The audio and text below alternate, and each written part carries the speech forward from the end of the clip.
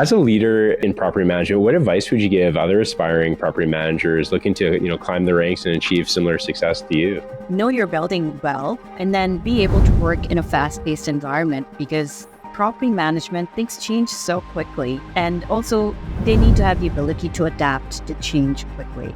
Prioritize well, because again, there's so much going on at the same time. Just need to know what to do first and get it done. Yeah. I also think the people and the team, it's very important for everyone to support each other, work as one cohesive team. So let's say if we have leasing, we have service, and we have resident experience. For the residents, for the client, we need to be one team as opposed to 3 different teams. So I think it's very important for everyone to come together, learn a little bit about what every team is doing and how we can best support each other. Welcome to the Mastering Property Management Podcast. I'm your host, Jared Sarbit.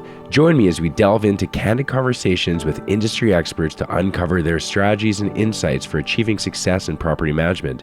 Whether you're a seasoned pro or just starting out, let's elevate your property management skills together. Hi, everybody. This is Jared Sarbit with Mastering Property Management. Today, I have the honor and privilege of having Vanessa Ambrose on. Vanessa Ambrose is the regional manager with One Properties in Calgary, Alberta. Super excited to have you on. Thanks so much for coming on, Vanessa. Of course, my pleasure. Great. Let's get right into it. Can you, go into what got you into property management in the first place? What are some of the major milestones along the way? And how did you reach your current level of success where you're at today with One Properties? Sure. So I moved to Calgary in 2013. I was born and raised in India, and then I did my master's in Australia. I was there for about a year and a half. And then I got married, moved to Calgary, and I just finished my master's in Australia. So when I came here, started looking for a job. I wanted a job in the field that I'd done my master's in. But obviously, I ran into the classic catch-22 situation, where they're like, well, we can't give you a job because you don't have experience in this field. And I'm like, well, how am I supposed to get experience if you don't give me a job? Yeah. So they suggested, going back to university, going through an internship program. But of course, that wasn't an option. That was in a whole different country. Mm-hmm. So a friend of ours that was working in property management at that time, he was an on-site property manager. And he told me there was an opening in his company for a resident property manager position. It worked out perfectly because the role was heavily focused on customer service, and I had some experience just from working part-time when I was a student. I applied for the job and I got it, and that's how I started my first full-time job in Canada in residential property management. Amazing. And then my husband and I, we decided to buy a house, so I started looking into other off-site positions. So that's how I transitioned into a head office role. So I worked at reception for a little bit. I worked in customer service for about a year and a half, and then moved to procurement. I did work in procurement for about over 5 years, actually. And then I had another friend reach out, and he's like, we're looking for a regional manager. It's an operations role. Would you like to move back to operations? I'm like, sure. I'll never say no to an opportunity. Mm-hmm. So I took a look at the job description, and it was just the perfect next step in my career. And that's how I landed at One as the regional manager. Wow. Here at Calgary. Yeah. Incredible. Yeah. I'm very grateful. I've worked for some amazing leaders over the course of all these years, and they've really pushed me to seek new opportunities and further my career, really. But I also have to give credit to a very strong support system in my personal life too. Like, I've had amazing friends, a lot of them who work in the property management industry, leading to referrals and just support over the time. And of course, my family, they've always, been very encouraging, and, always there with their unwavering support. So, Wonderful. that's amazing. how I achieved the success that I have, and that's how I got Great. here. And Very cool. yeah, you asked about major milestones. So for me, one of the first major milestones was when I transitioned from an on-site to a corporate role. And then the other one would be getting my first leadership position. So when I got the procurement manager position, that was like a big, huge milestone for me. And then when I moved back to operations and, accepted the regional manager role with one, that was another huge milestone for me. So, No yeah. kidding. Awesome. Those are great milestones. So, Yeah. so when you went from on-site to corporate, was that a big step for you? Like, was there a lot of challenges, or did it feel pretty natural? Yeah, tell me a little about that. Yeah, it was pretty great because it's a whole different world. Yeah. And honestly, I really appreciated having that background from being on Mhm. site because a lot of the times I think that, like when I would encounter certain situations, I was able to think, oh, okay, what would this be like at site? And how did we get to this point of escalation where it's being, escalated to a corporate role here? So, having that perspective really helped me do my job a little bit better, Yeah. I would say. So I don't think it was challenging. I think it was just very, very helpful. That's amazing. Yeah, because it really does give you a lot of empathy and understanding, and because you've been there, so you can truly speak to Exactly. how you Yeah. how yeah. After Yeah. working on site in an on-site PM role, I have a whole new level of respect for anyone who is in a customer-facing position. Amazing. Yeah, I'm sure you can be a lot more compassionate now with your team. A Um, hundred percent. yeah, and give your insights and experiences and that sort of thing. So Yes. that's awesome.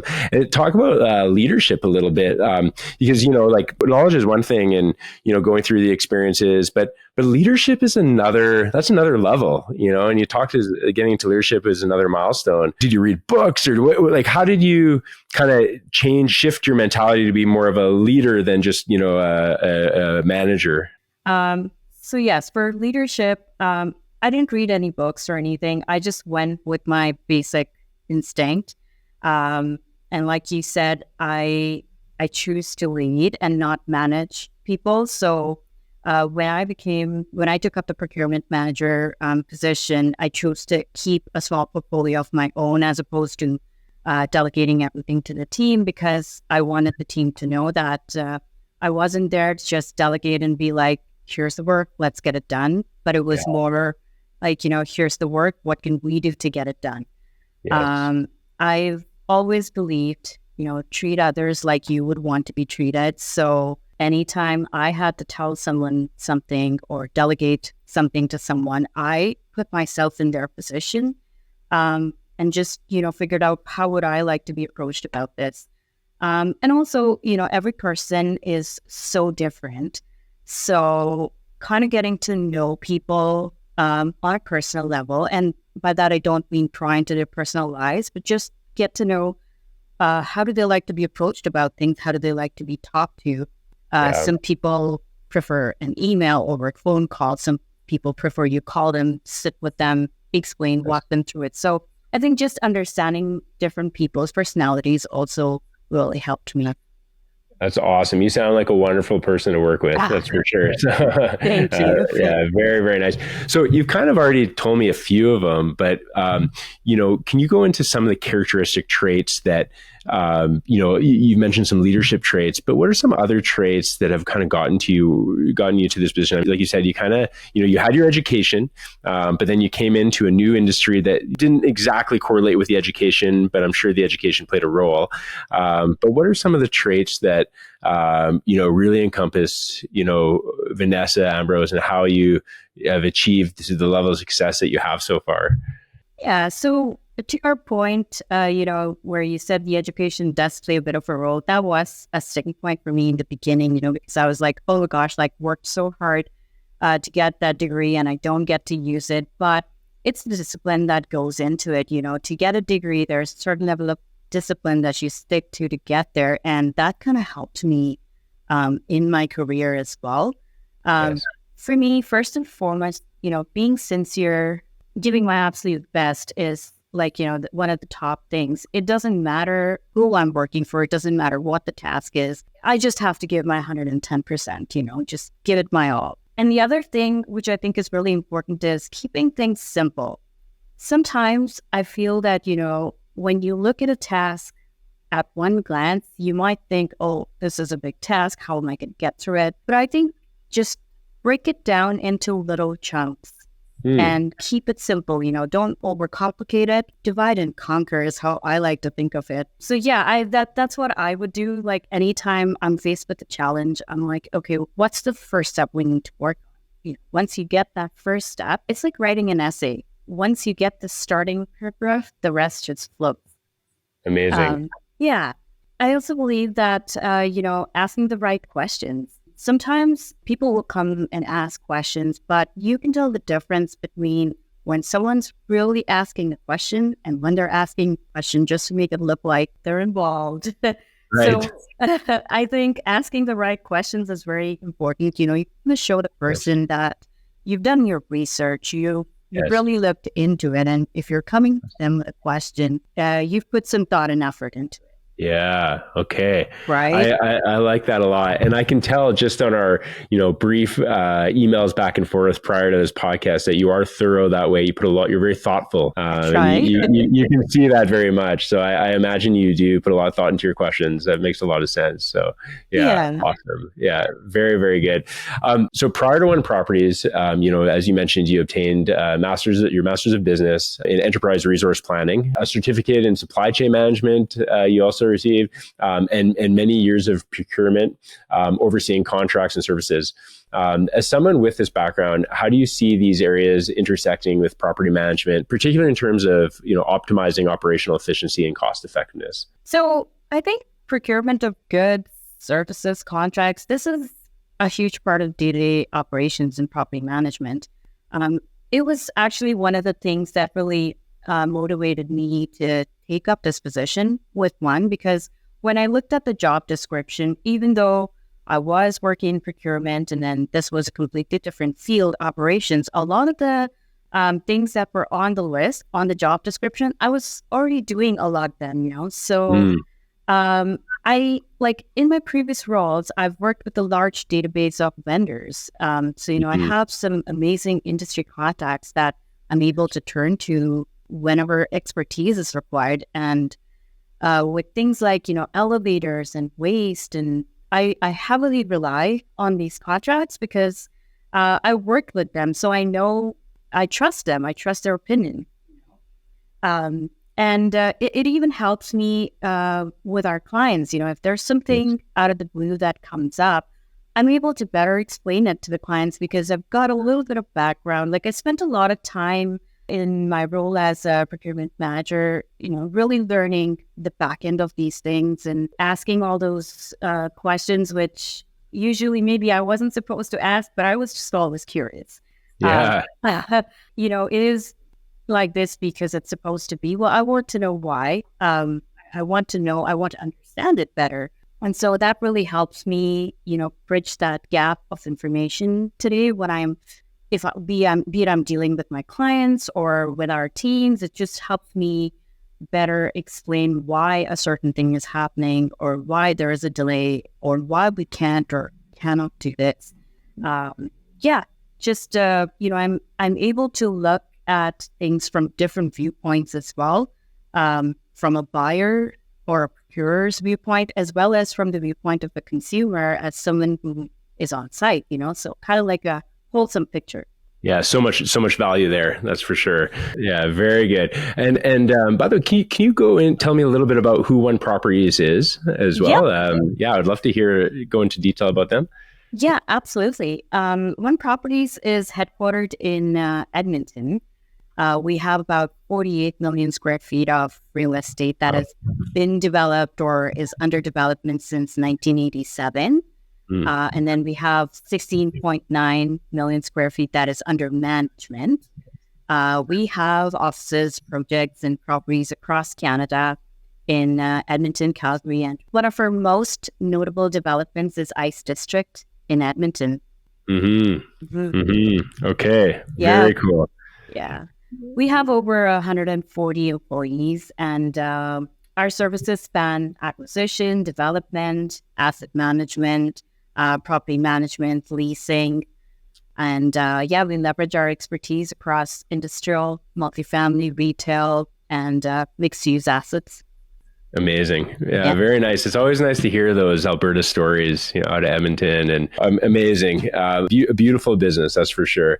As a regional manager for One Properties, overseeing a team of property managers, what metrics or key performance indicators do you consider essential for measuring success of the property management operations, and how do you ensure these metrics are consistently met and exceeded, I should say? So some of the key metrics that I like to look at, well, the one that tops my list is resident, tenant, and client satisfaction. I truly believe we are in business because of our residents, our tenants, and clients. So it's only fair that this is top priority, and we make sure that we are monitoring that closely.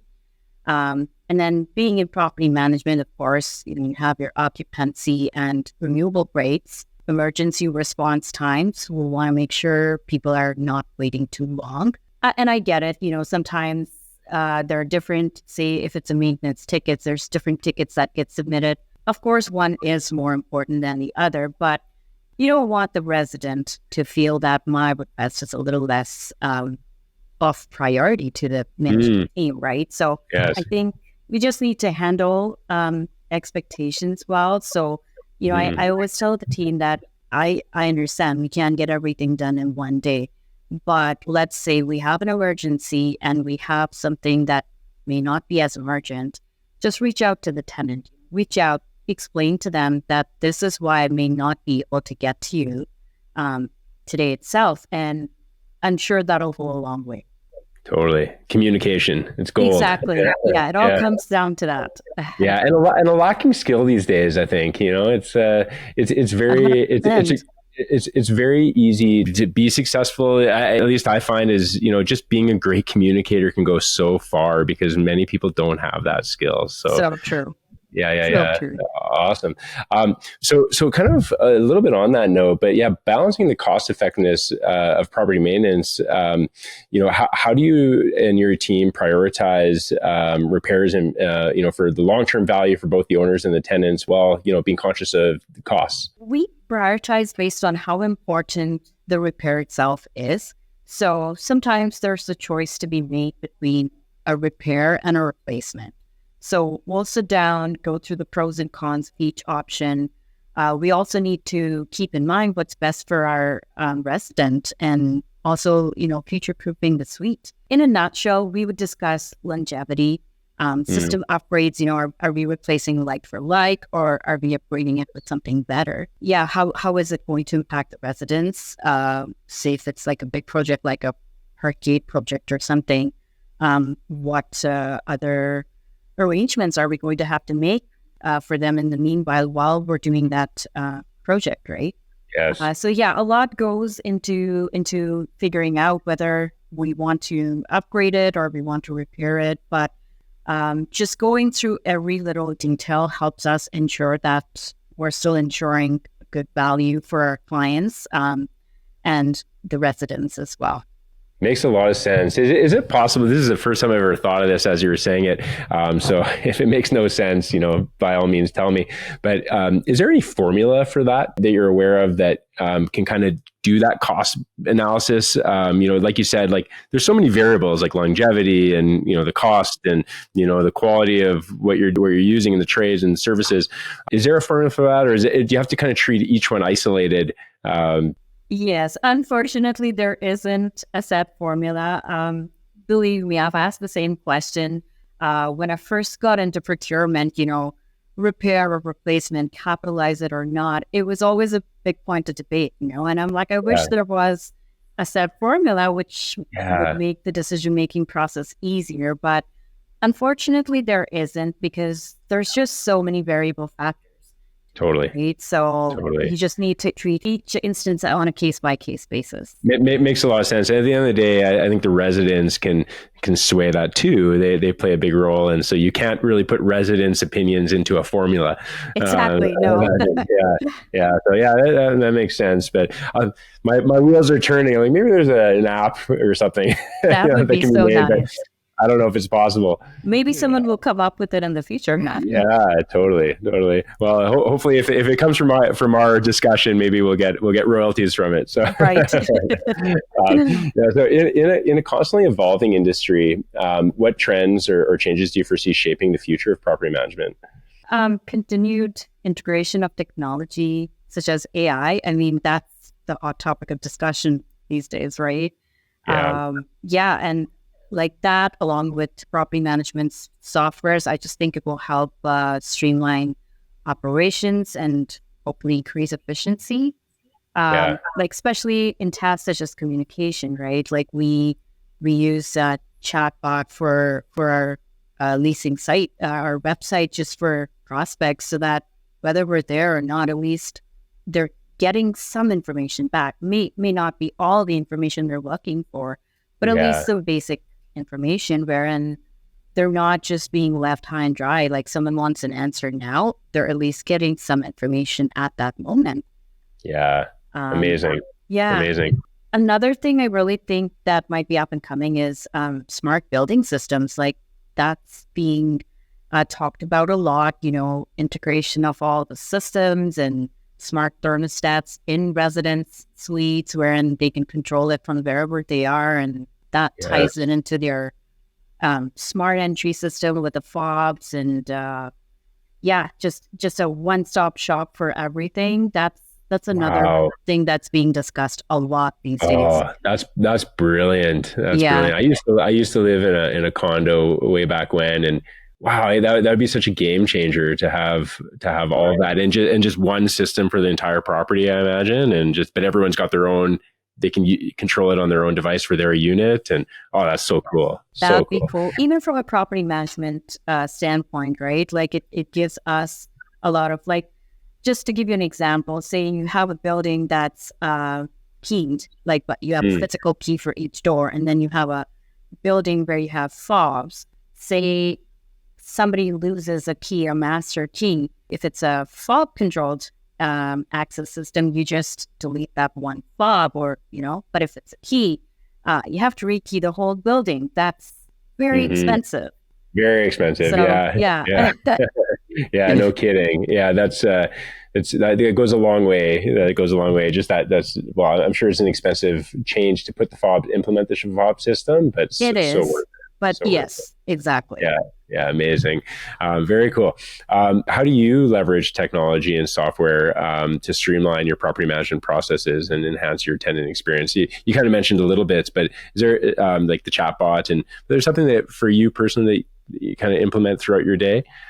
Yeah, we use so like for the tenants, we have something called Rent Cafe.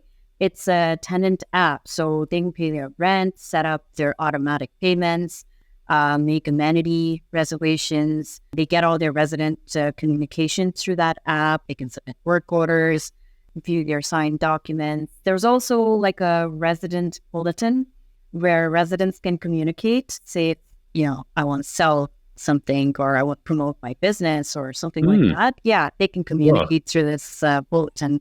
It's very cool.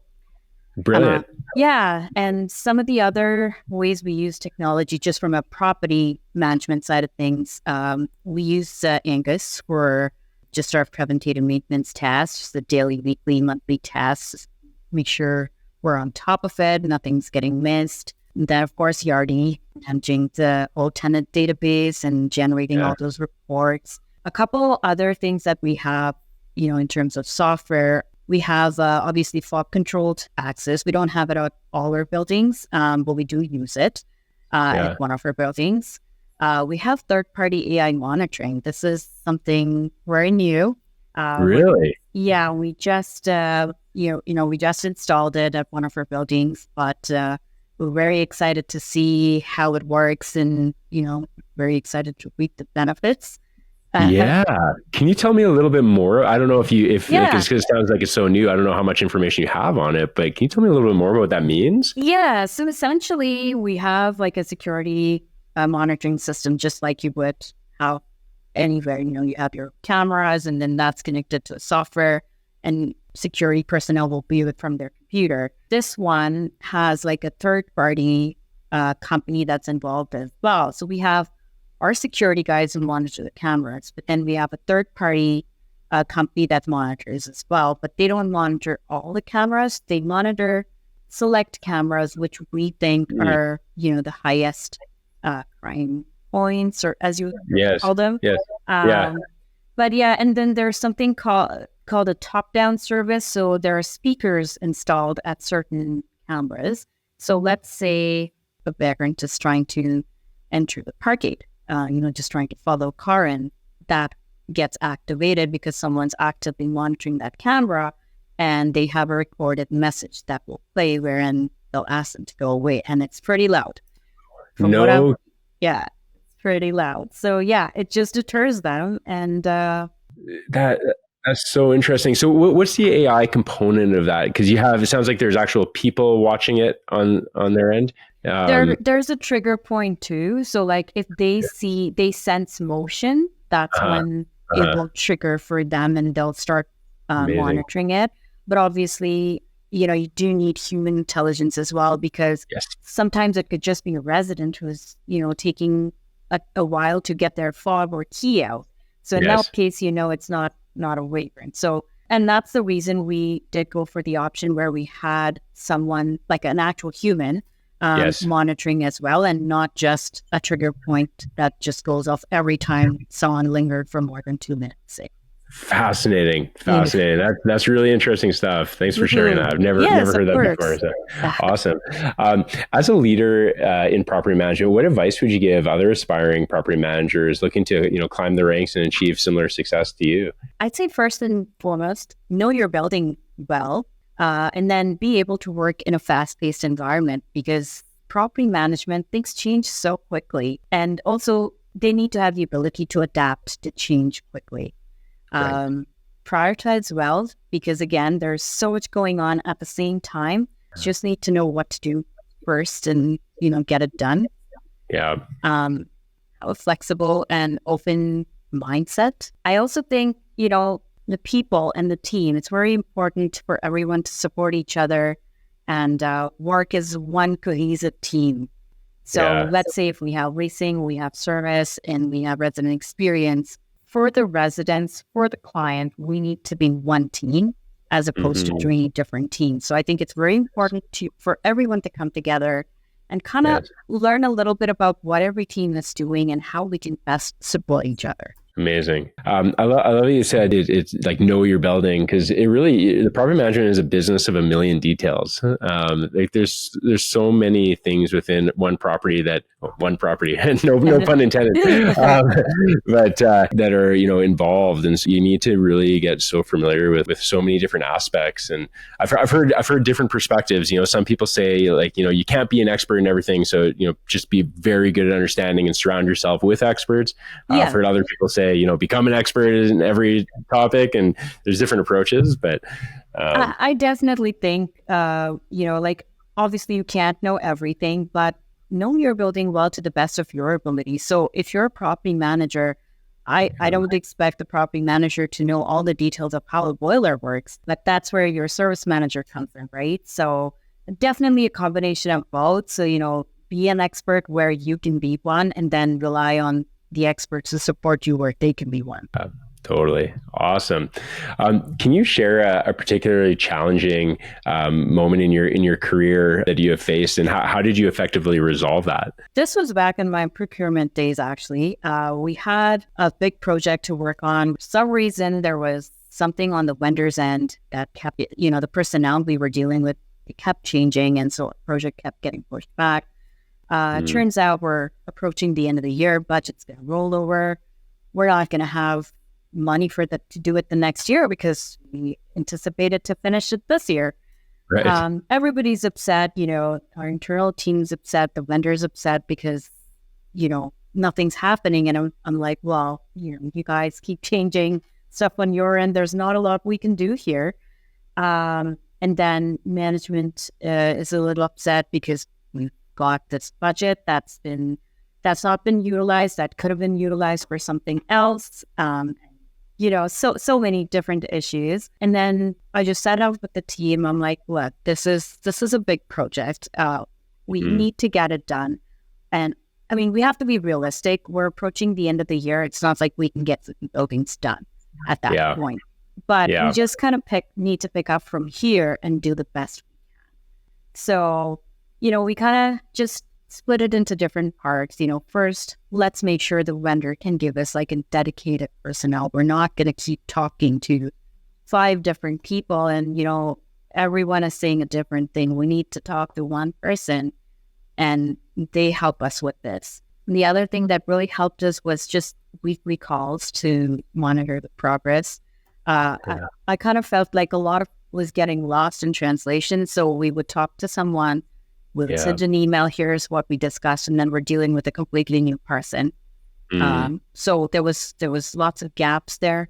So I was like, you know what, we're going to have weekly meetings. We're going to have them with the same person, and we want to make sure we're all on the same page. And awesome. And then just internally, it was a lot easier because we just explained the situation to management. This is what's happening. This is what we're doing to resolve the issue, and they were okay with it. I always find that, as long as you have a solution, it's okay. Just, I still like going to people with, this is a problem we have. I like to go with, this is a problem, and here's what we're going to do to make it. Yeah, I love that. And in the end, did the project, was it a success in the end and everything? It was, yes. We did get it all installed. It was delayed for sure, but we did get it installed and got it installed properly. Everything was managed well in the end. So awesome. Very cool. As you likely know, I own a janitorial company. Assuming that janitorial is one of your largest costs, how do you look for janitorial companies, especially from a procurement background? I really am very curious on your thought process on this, and what qualities do you look for when you're looking for a janitorial company? We treat it like we would treat any other contract. We would go out to market, get multiple quotes from various vendors. Since this is kind of like an on-site service, we get them to come and walk the building with us, just so we can show them what exactly the building looks like and what we're expecting from them. I think it's very important to set realistic expectations. Like if there's a certain area that we're absolutely needing them to service, we need to make that clear at the time we're discussing the bid, right? Yes. I find that the walkthrough really goes a long way because that's when they get to understand the magnitude of the work they're looking at. And some people will just be like, we don't have the capacity for this, or sure, we can do it. So, when you ask what are the qualities we're looking for, high standards, it is related to cleaning, to keep the building to look top notch at all times. We want them to have the same high standards that we have for our buildings. Of course, have a large enough team to be able to maintain the upkeep of the building, and then that they're open to implement feedback. Yes. And then quick response time is sometimes, like I've said a few times now, a lot keeps changing in property management. Like we could get a last minute request, say for a building tour from an investor or something. So we want them to be able to accommodate that, yes, sure, we can do our best to make the building look good for this tour. Yeah. Amazing. I think that's what we would look for. Awesome. Thanks for sharing that. I love that answer. That's very good. Finally, my last question, and for a fun one, if you can manage any famous property in the world, which one would it be and why? It would be the Buckingham Palace in the UK. Oh, cool. Yeah. So I have a thing for old historical buildings. They intrigue me on a whole other level. So if I got to manage it, I would get to know more about the day-to-day administration and, its extensive grounds. I think it'd be a unique opportunity to learn and experience something new. I also think it'd be very interesting to collaborate with all the different stakeholders. Mm-hmm. So yeah, No I think kidding. No kidding. yeah, Oh, that's a great answer. So do you have a fascination of the royal family as well? Like is that of not interest? exactly the royal family, Yeah. but I like reading about old historical Yeah. buildings and Yeah. how people lived back in the day. I don't know if Yeah. we would be able to survive in similar living conditions, Yeah. Yeah. especially because I, for one, rely on my phone to remember everything. Yeah. Totally. But I Yeah, me find it too. pretty fascinating. Yeah, no kidding. That's very cool. Have you ever been there? Or I don't know if you can tour it now, or I don't know if I it's haven't, no, uh, but it's definitely on my bucket list. yeah, awesome. Very cool. I love that answer. Really neat. Well, Vanessa, thank you so much for coming on. I know you're very busy and you got lots going on and at one property. So I really appreciate your time and I really value it. So thank you so much. And by the way, how can people reach out? Are you open to if there's aspiring property managers who are looking to achieve the success that you have or just want to learn from you? Is there any way they can reach out to you? Yeah, for sure. They can reach out to me via email. My email address is V Ambrose, so just my first initial and last name at oneproperties.com, or they Perfect. can reach out via LinkedIn, whatever works for that. Awesome. Yeah, Awesome. All right. Well, thank you so much. And I wish my you pleasure. continued Thank success. you for Thank having you. me on. I so appreciate it. My pleasure as well. Thanks so much. All right. Bye Thank bye. you. Bye.